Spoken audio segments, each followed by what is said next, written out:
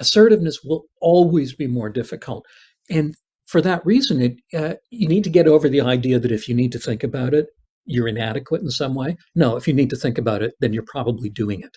And so what I would say is, like, what are the points being made and how can I think through what is it that I want to say? One of the things that I think comes up for a lot of people is defensiveness, which has to do with people getting feedback and thinking the feedback is not about what this line of code is doing.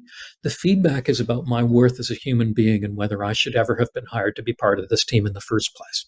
And we want to be able to take that off the shelf a little bit and be able to bring it back to what is it that's the matter with this code?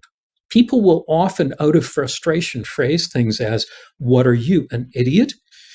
Or, oh, I think this could be this way, and this other thing that's 3 characters later, this should be that way, and 4 characters later, there's this thing that I think, there's that sense that you're just being torn down as a human being. You need to come back and focus on the actual task. To some extent, that's feedback for the person giving you the feedback, right?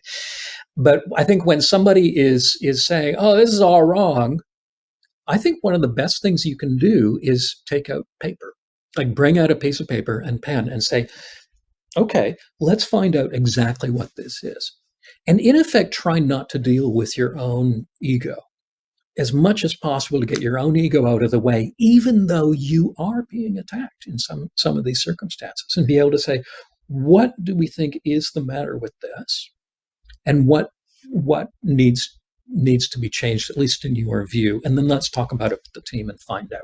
Let's come up with some kind of agreement.